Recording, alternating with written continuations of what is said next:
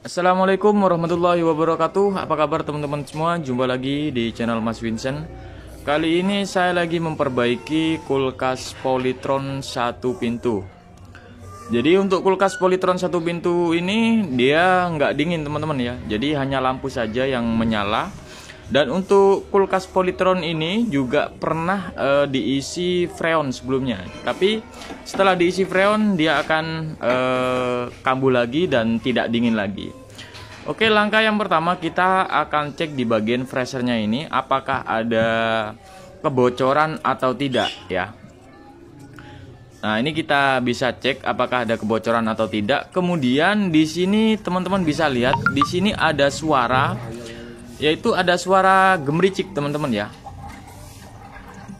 Nah, itu ada suara gemericik seperti air. Nah, itu tandanya oli yang sudah masuk ke evaporator ini terlalu banyak teman-teman. Dan di sini juga kita langsung menuju ke bagian bawah. Nah, di sini sebelumnya pernah saya bilang itu pernah diisi freon ya, tapi sebelum 1 bulan dia akan kambuh lagi teman-teman dan tidak dingin lagi. Sekarang kita akan coba cek untuk tekanan freon dia masih ada atau tidak. Nah, ini di bawah 0 teman-teman ya. Jadi ini freonnya sudah habis kembali. Jadi permasalahan seperti ini untuk kulkas Polytron satu pintu memang sering banget terjadi teman-teman ya. Yaitu kerusakannya di bagian kondensor. Nah, di sini sebelum pergantian kondensor, alangkah baiknya teman-teman harus flushing dulu atau bersihkan dulu di bagian evaporatornya, ya. Nah, di sini untuk di jalur filter ini tergolong masih baru dan dia ganti yang baru teman-teman ya. Tapi nanti kita ganti yang baru lagi karena ini filter kosongan ini teman-teman. Oke, selanjutnya di sini sudah saya siapkan ya untuk kondensor yang baru dan nanti kita akan tempelkan di belakang bodi kulkas ini teman-teman ya. Jadi di belakang bodi kulkas ini kita tempel kondensor yang baru. Nah, selanjutnya di sini kita pemakuman ya. Kita pemakuman supaya kita bisa memasukkan cairan metil ke dalam evaporator. Jadi di sini kita masukkan ya, kita potong dan kita masukkan cairannya. Nah, ini posisi hidup ya, posisi hidup. Setelah posisi hidup kita matikan dan kita isi ya. Jadi kita isi secukupnya untuk cairan metil supaya ini bisa masuk ke dalam evaporator. Dan berapa banyak untuk cairan metil kita sesuaikan aja teman-teman ya. Di sini saya memakai 3 tutup botol metil. Saya rasa di sini sudah cukup ya teman-teman ya. Jadi nanti setelah ini kita tutup ya. Kita tutup untuk pipa kapiler yang kita potong. Nah, kita potong, kita tutup seperti ini. Nah, kita tutup seperti ini aja. Kemudian di sini kita lakukan pemotongan di pipa freezernya. Jadi pipa evaporatornya kita potong. Nah, ini kan untuk cairan metil sudah masuk ya. Nah, selanjutnya kita pemelasingan atau pembersihan dengan cara kita potong. Setelah kita masukkan cairan metil, kita potong seperti ini. Nah, ini kita potong. Nah, setelah kita potong seperti ini, baru kita nyalakan nih teman-teman ya. Kita nyalakan untuk kulkasnya. Nah, coba kita nyalakan dan kita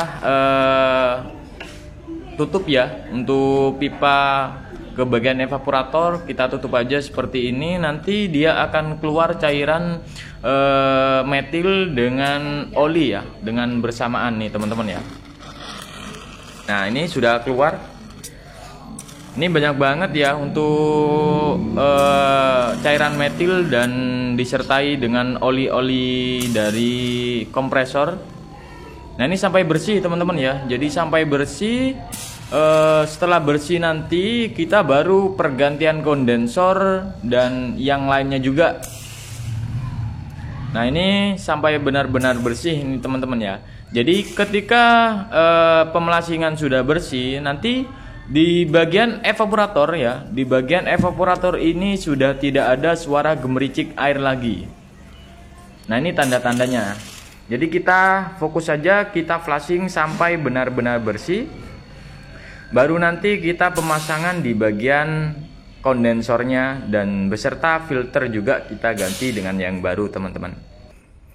Oke, di sini sudah selesai ya untuk pembersihan di bagian evaporator. Di sini teman-teman bisa lihat, di sini sudah tidak ada cairan lagi yang keluar. Dan di sini juga untuk pemasangan memang nggak saya rekam ya. Jadi teman-teman insya Allah tahu untuk cara pemasangan. Di sini untuk di bagian bawah, di sini saya sambungkan ke mesin kompresor langsung, teman-teman ya. Nah, ini kita sambung, kemudian di sini lanjut ke atas. Nah, ini sampai turun ke bawah baru ke filter. Dan di sini untuk filter sendiri saya menggunakan 12 inci ya, dengan filter isi. Dan saya berikan cabang pipa kapiler supaya untuk memakum.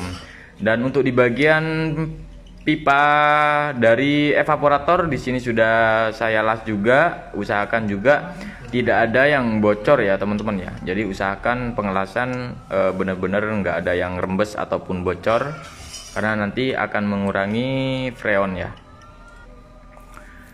Oke, di sini ketika sudah selesai untuk pembersihan di bagian evaporator dan di bagian pipa kondensor kita juga ganti, pipa kapiler juga kita ganti, kemudian kita nyalakan dan kita lanjut ke pemakuman, kemudian nanti kita ke pengisian freonnya teman-teman. Oke, di sini kita tunggu sampai benar-benar udara dari pipa kapiler ini benar-benar sudah tidak ada, baru nanti kita potong ya, kita potong, kita las ya, baru pengisian freonnya ini teman-teman ya. Jadi untuk pengisian freon di sini saya tidak selalu 15 PSI ya. Kadang-kadang saya mengisi dengan 12 PSI. Nah, ini kita tunggu pengisian. Nah, di sini untuk kulkasnya sudah nyala teman-teman ya, dan teman-teman bisa lihat di sini untuk pengisian di sini saya isi 10 ya. Jadi 10 ke atas sekitaran 12 PSI atau sampai 13 PSI. Dan di sini juga untuk filter sudah hangat ya. Jadi untuk filternya sudah hangat, dan untuk di bagian kondensor di sini sudah panas ya. Oke, sekarang kita lanjut, kita lihat apakah di bagian freezer ini sudah ada pembekuan ya. Nah, ini udaranya sudah mulai dingin. Dan di bagian evaporator di sini sudah ada embun. Jadi sudah ada bunga es nih.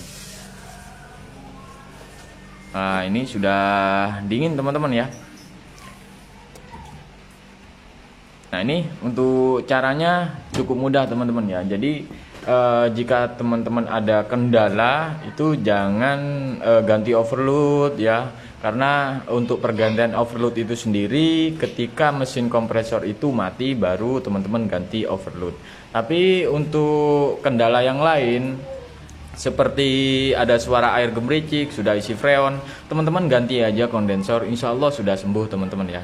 Dan di sini juga untuk pengaturan suhu, jadi ada pipa pengaturan suhu, ini usahakan benar-benar nempel di bagian freezer ya, supaya pengaturan suhu ini bisa berfungsi dengan baik teman-teman.